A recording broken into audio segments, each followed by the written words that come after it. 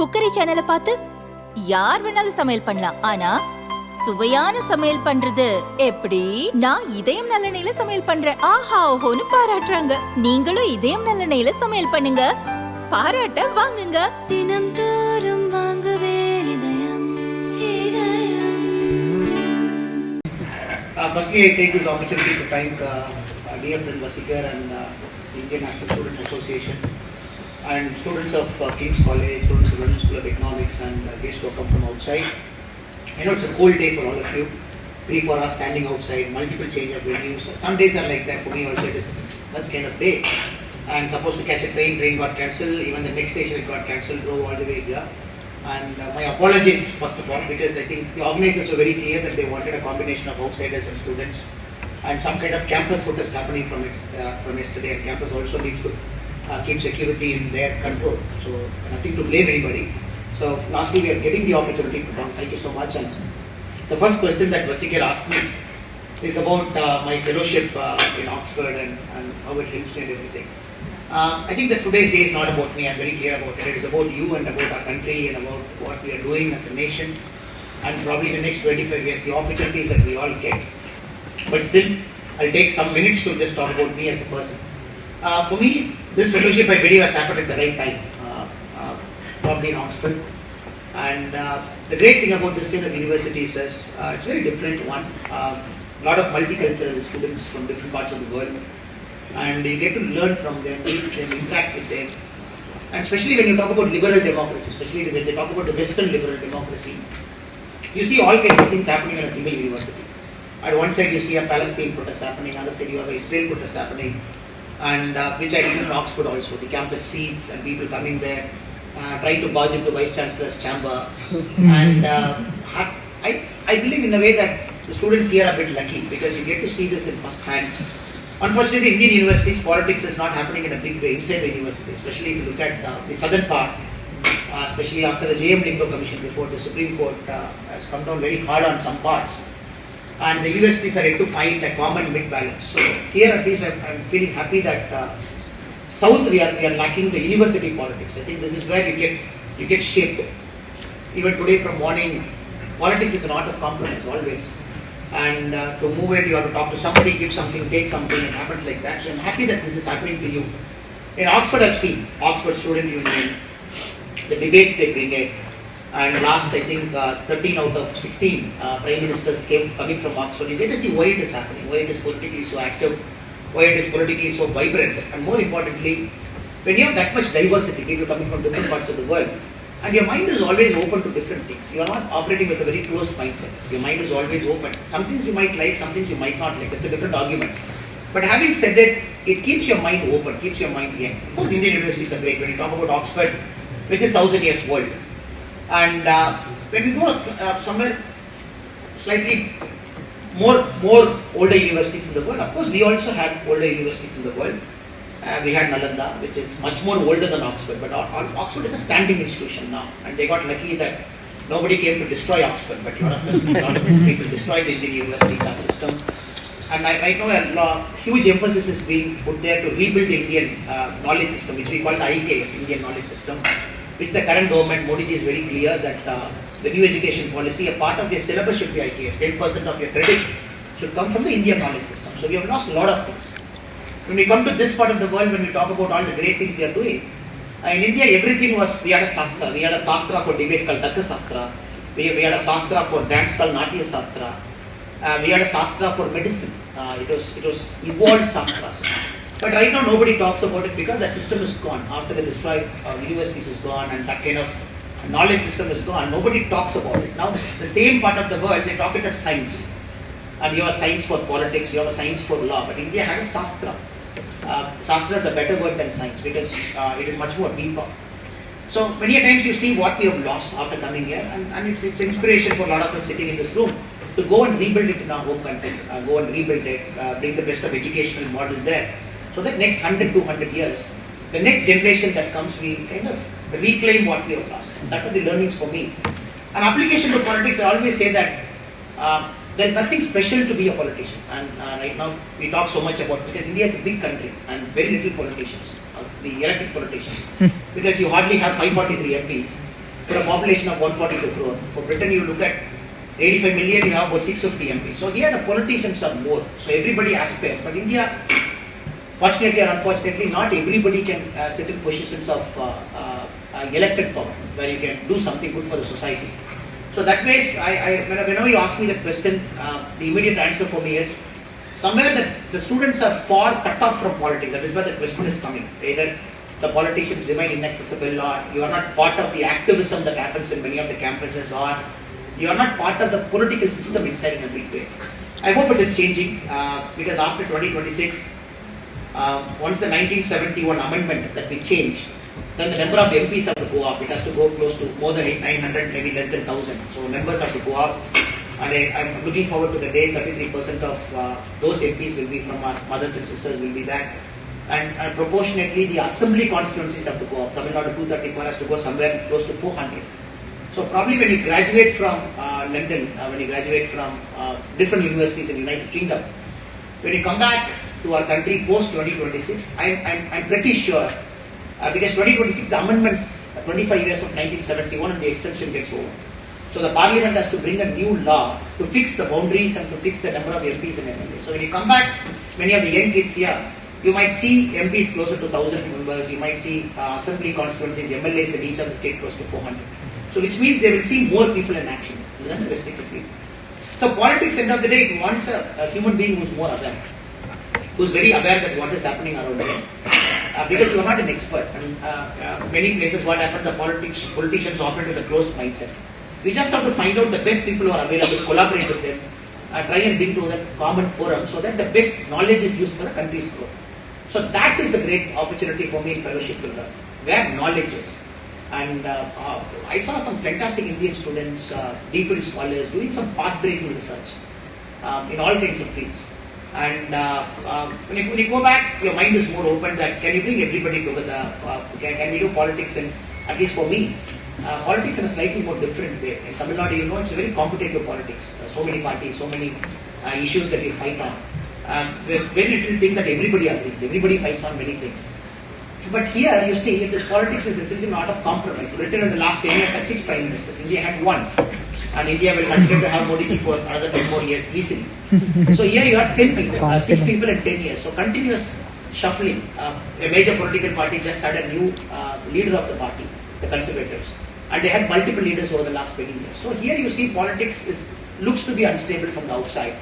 And probably India is getting into an era that politics looks stable, government looks stable, and growth happens when there is stability. Across the world, when anybody looks at it, pioneering growth, outstanding growth of 8%, 9%, 10% is a good growth. It happens only when politics remains stable. So luckily, fortunately, Modi ji is there. He made politics stable. Before Modi ji, none of us expected that politics in our country will remain stable. Sorry, I'm just expanding your question a bit, because I want you to settle down a bit after all the galata that happened. I want Vasikar to compose himself a bit. That is why I'm intentionally giving a long answer so that he gets composed more. Luckily, Modi ji has brought in this era in our country from 2014 to say that people can do good work and get elected and sit back in power. If you look at 1980 to 2000, 4 out of 5 governments got voted out. So 5 governments are in power, 4 people got voted out. So it doesn't matter whether you did good work or not good work, because anti-incumbency invariably caught up with you. Now 2014 and Modi ji's 2001 onwards in Gujarat, he has clearly shown not only you do politics in a good way, you also communicate to the people that you are doing politics in a good way. Politics is 2 sides of a coin. One side what you do, other side what you communicate. When both happen, the citizen is aware. Even if Modi ji is making a decision like demonetization, why is he doing it? What is the need for doing it? He communicates it. This is why I am doing it. When Modi ji had made a lot of tough decisions in the last 10 years, every time he communicated to us. And probably India as a country, when you compare to advanced economies like UK and USA, COVID was better handled. Because communication, he kept it open. As a Prime Minister, he always made sure, he never allowed the experts to talk. He did it. When everybody thought that, oh, will all of us get vaccines, 142 crore people, will vaccines be available everywhere? But Modi ji took 33 days to stay back before taking that vaccine. He felt the first vaccine will go to the frontline worker. A frontline worker from the state of Bihar working in Delhi took that first vaccine. So Modi ji waited back. So I think the great thing about Modi ji is he's a fantastic political communicator. Many people don't focus on that aspect. He makes hard decisions. Yes, A country to move up has to make hard decisions. No, easy decisions will never make a country to go up. And when he makes that hard decisions, he makes sure that is communicated to us well, and then we are aware of the implication, and then we support our Prime Minister. COVID lockdown, hard lockdown, yes, it's a tough decision. And the GDP of one quarter came down by 24%, hard decision. And a lot of our worker friends have to move from south to north, yes, it's a hard decision. But you have to do it because you have to minimize death. And how did he do it? Railways in operation, Indian Air Force planes flying. When oxygen demand was a problem, more demand of oxygen, less supply of oxygen. Our Indian Air Force plane going across the world, Singapore, United States, even UAE, bringing back the cylinders. So that you realize more when you come here. Here you see everywhere protest, everywhere there is an issue, and everybody wants everything at the same time. In a democracy, that doesn't happen always. And sometimes you got to be patient because it might not happen to you immediately. So here, when you see, you realize how great Modi is. It is not that people of the world just give him 76% approval rating in morning consult survey. When you sit in India, you see, okay, why is the West so appreciating Modi? It is also a fascination for me.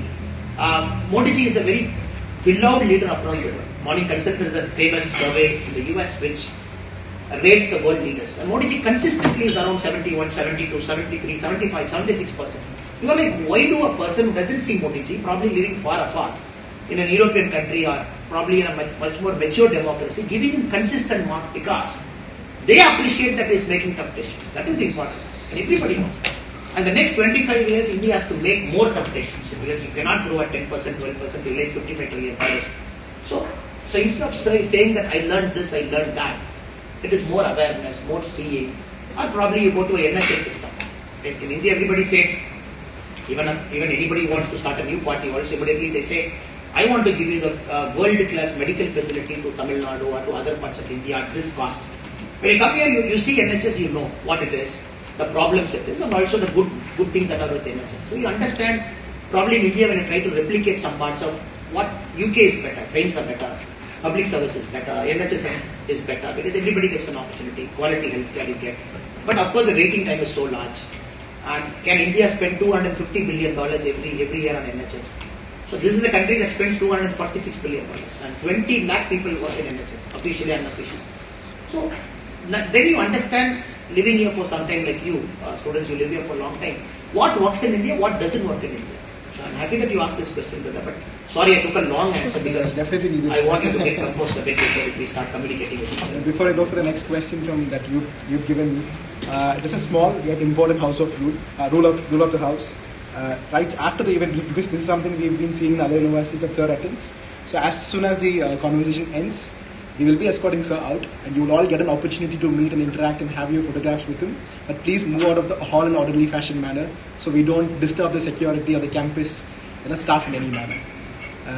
So my second question to you from the audience would be: you want to sit? You're okay? No, I'm good. What initially drove your transition from a career in law enforcement to politics? Was there a specific experience or moment that made that moment? Vasika, there is a time in your life you will realize that you are fallible, and right now you are young, you are youth, and the world looks very small to you. Everybody at 22, 23, all the youngsters who are sitting here, the world looks conqueror, and there is a friend who is sitting in the front row, and he had an offer from London School of Economics to do his MBA. London Business School. London Business School to do his MBA. So I was in IIT Chennai, and that day he launched a startup idea. Then I told him, don't go to London, stay in India. He said, why? I said, look, it's a great school, fantastic school, nothing like it. You go there, but you're giving 2 years of your life to something to get a degree which you want to learn. I don't know, you are from IIT Madras, you just passed out, you got a startup idea going, and one day Modi ji talks about Make in India, $55 trillion. Since you have an idea now, you want to do it. If you don't have anything in mind, you can go do an MBA and come back. Since you have something you have started, why do you want to take a break for 2 years? Because 2 years is an opportunity cost. And that is why a lot of so-called great people, eminent business people, they go to university, they drop out. Immediately they see the opportunity cost. Okay, I'm spending 2 years in Harvard or Stanford or London Business School or King's or LSE or whichever college in the world. Is 2 years worth it? I think this mindset, all of us are getting now because we are confident. Maybe 20 years back, none of us are confident. I was not confident 10 years back. Because India was not a confident country 10 years back. So all of us thought, okay, let me do a degree. For insurance sake, let me do one more degree. And the 2 degrees cannot fail me, and probably I'll get a job. That is how most thinking was. So many of us did very little based on passion. I'm sure many of you can connect with me. I'm also one of that guy. After I got into engineering, the first thing I knew 1 week into engineering is I don't want to be an engineer. But the problem is you can't go and redo the counseling. How many engineers on the floor, please? No. That is because the social system pushes you to do that. For you at 10th standard, only 2 options. You want to be a doctor, you want to be an engineer. I knew I'm not good enough to be a doctor. So okay, fine. Let me take engineering. So 1 week into engineering, I know I want to be an engineer. So because many of us, we were not able to do things that gave us a lot of passion. Simply because the economy was not supporting you, or the country was not supporting you, or the social system were not supporting you very much.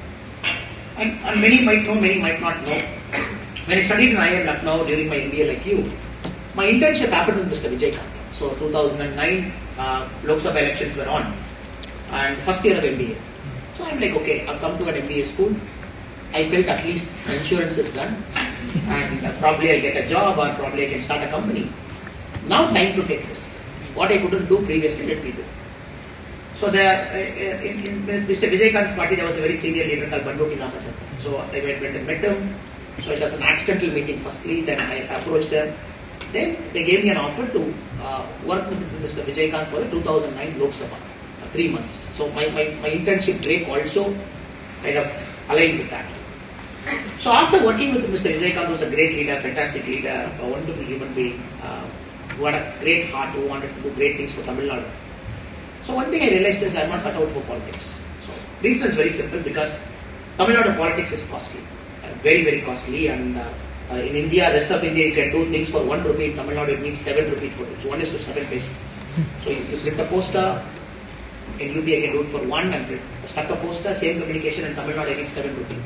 You put a pandal, a big gathering where a leader has to come and talk. In UP, if I do it in 30 lakhs, in Tamil Nadu, I need 1.5 crore to put a big pandal for 80,000 people to sit. So everything is costly. So the day when many of you are here, when you aspire to get into any Indian political position, when you aspire to get into Indian politics, the day it will strike you that politics is costly. That common people, a first generation guy, probably whose father is a farmer, or probably earning from a company, who don't have much money. So politics, that is why in India, first generation people find it very hard to come. So for me, I knew that I'm not going to be a politician, very clear. So since you asked me why that shift, then I went to civil service. Civil service, best thing for me. From Lucknow, during my MBA, I still remember that the way you are doing. And when I was writing my civil service exam, it just happened, my MBA examinations and the civil service mains both clashed. I went and met the dean, I said, look, I passed prelims, now I have to write mains. I have taken the center as Lucknow, but I have to finish my MBA also. And I don't think many people have done both MBA and civil service mains together, because you cannot write it. Then the dean said, you take civil service next year, because IIM don't have a rule that to change the exam to one guy, which is fair enough. But the only thing I'm requesting you is, can I write the exam in the evening? Or can you schedule the exam in such a way that my electives don't clash on the day my civil service mains is coming? So the student union president, who happened to be a good friend also, he also fought with the dean. And IIM Lucknow was kind enough to enable me to write it. So that was a crazy day. Morning I'll go and write a mains exam.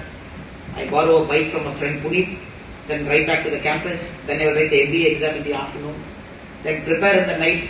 You can't prepare civil service in the night, you can only go through the notes in the night. So 3-4 days it was like that for me. I was writing my mains, I was writing my MBA exam. So then you have to understand, to leave everything to come into politics, why am I doing it?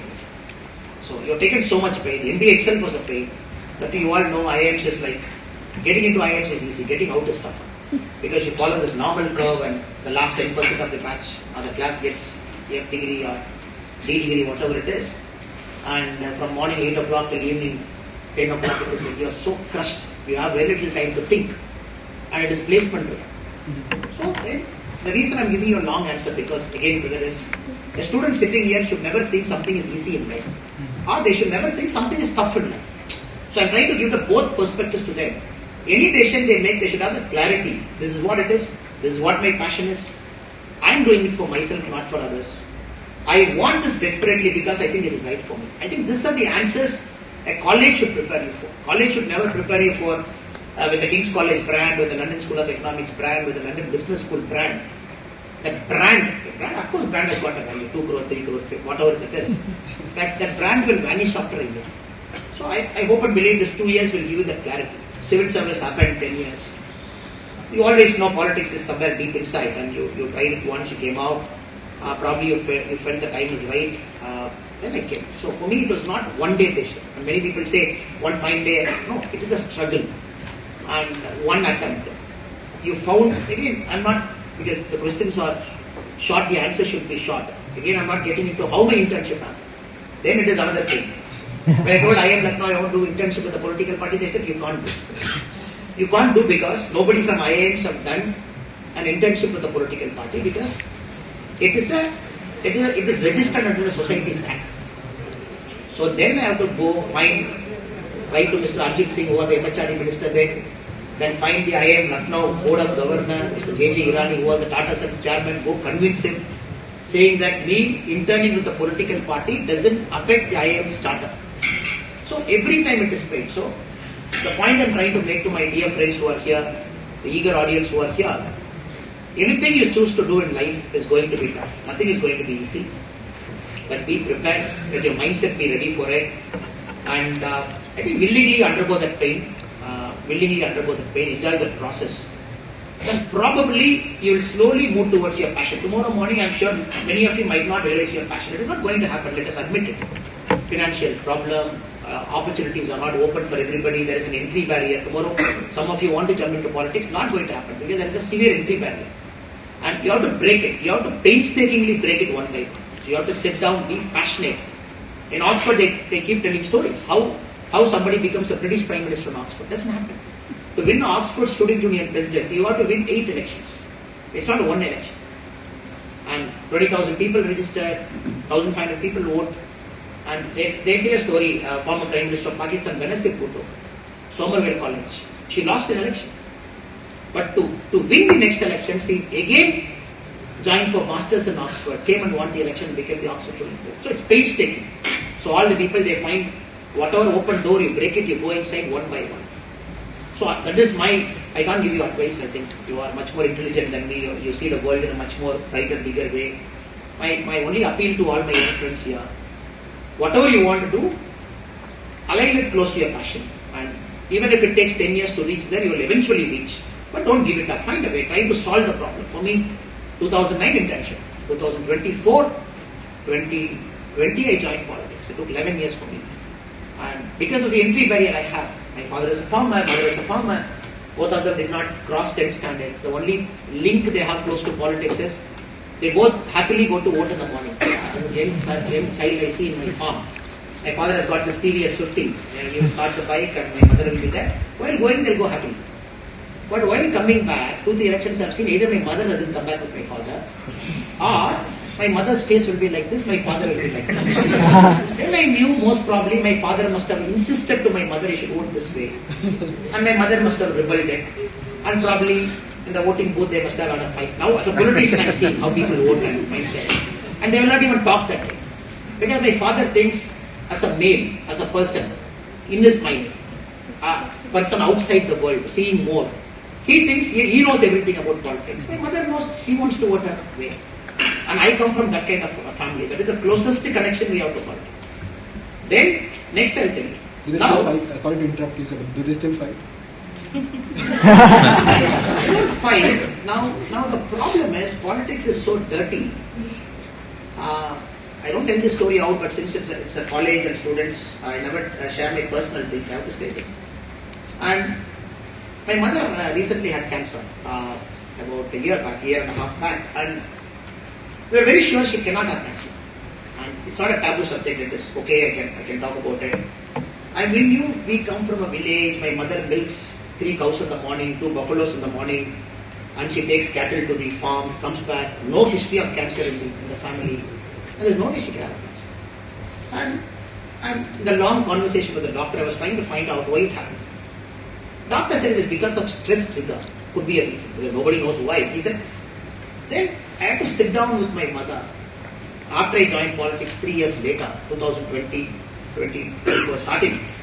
Then I said, what, is there anything bothering you? She said, no, I'm fine, okay. I said, do you think I'm doing something wrong by which you are ashamed? She said, no, nothing. I said, then why are you feeling stressed? She was not answering. Then I called my sister, I said, all three have to sit down. So my mother, my sister, myself, we all sat down. Then my mother finally opened it out, saying that, I fear for your security. Every day I think that you will die. And I said, why do you fear? And she said, no, you are always in the crowd, you are walking with the crowd, you are shaking with the crowd, somebody can take a knife and just let you. I said, okay. That was a realization for me because I am a police officer, former police officer. And I think security in a very different way. And I think very different way. I am young also. But for my mother, I am a son. The same son born and she put all her passion and effort to bring me up. And she sees different way. Then we have to take a lot of time to convince her that I am safe. There's nothing that is going to happen, don't worry. Then my daughter, my sister, checked my mother's the phone feed. I am sharing this because I never shared this anywhere, but I thought you guys deserve to know because a lot of you have this ambitions to get into politics and do things. And we went through her phone. She got a small phone. We never knew that she can watch YouTube. Because we never knew she can Google YouTube, go inside and see. So when we saw, most of the things she was seeing is only negative things on me. So what happens is mother have this thing, when somebody talks bad about the son, she'll go and see. And because of this algorithm, something will push, something will push, something will push. Then we have to sit down, take the phone out, shift her to my mother's home. You have to understand? It is not we just come here and do politics. It is we have to face so many things to make a change. And change doesn't happen just like that. Then my mother loves the farm so much. Any person who's sitting here, you cannot separate a farmer from a farm. That is the biggest sin you can do in your life. And they're happy with their cow, they're happy with their buffalo, they're happy with their sheep. And my mother knows every sheep by name. She knows every sheep's daughter and son by name. And she knows when are they born. That accuracy a farmer knows. Then I had to make this very painful decision in my life to take her out of the farm, shift her to my sister. I said, just watch over her. I don't want her to again go back. So, the reason I'm trying to tell you is, parents look at you in a very different way. And you can be a politician for anybody, you can be anything to anybody. But for a father and mother, you are the child. And all they care is your safety, all they care is any negative sentiment or news about you. So, cutting the long story short, Rasiga, any journey is not easy in India. Especially when you think you want to make a change, everybody has to go through it. That is why again and again I'm telling you, align it to your passion. Since I'm passionate, I'm surviving. If you're not passionate, you cannot survive. Because when you always stand against the norm, when you say, okay, this is wrong, I'm going to change it. When you stand against the norm, it is going to be brutal. Because everybody will come after you. I keep joking in Tamil Nadu politics that for other parts of India, they have one enemy. There is one opposition, one ruling. For BJP in Tamil Nadu, it is not one enemy. Morning you fight with DMK, afternoon you fight with ADMK, then evening tea we fight with Congress, then late evening tea we fight with Dinamalar and VCK, then communist friends will come just before dinner. Here it is ideological and your fight is so spread across political parties. It is not one-to-one. So many state one-to-one. So you got to answer to all these parties because they all come from a different ideology. And here Tamil Nadu politics is so brutal because it takes so much out of your mind and you are always there. So make a decision, right decision, passionate decision, and everybody who have come here, Modi ji and everybody have survived this onslaught they have come. That is why I feel so confident. This is not the place to talk politics and my friends from Congress and different parts of the country, they come here, they keep talking and many eminent people come here. And I generally believe outside the country I have this policy, I will never criticize any political leader. I have this in my heart. When I step out of my country, I never criticize a leader. I say, within India we will criticize, that is our country, we will criticize, but outside the country, no, I will not do that. But having said it, when a politician comes through that crowd, you can always put your penny on it. When you have to bet on a politician, you have to see what grain they are. Did they come the easy way? Was everything open to them? And they just have to be at the right place, right time when it happened. And where they born into somebody's family, that for them doors open. And when you have to put your penny on some politician, always see what background they came from. That is why Modi ji, I keep telling everywhere that is a great leader. And many of you agree, even in the western side of the world is, that he has come the hard way. Hard way shapes a man. So when you give them a power, they're accountable to you, they're unemotional, and they always do the right thing. Yes. Thank you so for the answer, sir. Quick announcement. Sir is not going anywhere, but we do have close to 100 students waiting for the next lecture in here. So what we're going to do is, our Insa Kings team is going to be guiding you all to the Bush House. Bush House. They'll be guiding you, but I request you all not to get up until we escort him out. We'll all get a chance to ask questions to him. With your permission, Yes, no, I only appeal to all of you. I think from morning they have come. This is cold and everything. Not your fault, not my fault. It is not university's fault also. Unfortunately, some strike was happening. I promise you, we can redo this again. Thank you so much. Maybe we can redo it. We'll find a date. We'll communicate to them. If it suits them, we'll redo. So since they have stood for so long, I would like to take picture with everybody. Yes, sir. If you can give us the space instead of shifting us to a new lecture hall, we'll go there, meet people, take a picture. Maybe since your restriction is also till 4, you have a problem. But we'll cut down this lecture and we can do it later. No problem. But instead of doing it one more hall because they have to come shift. No, No, it's not hall, it's the open ground Open ground? downstairs. Okay. Yeah, there we Thank can do you. it. It is right on there. Thank you. We understand. We appreciate it. Thank you so much for all of you.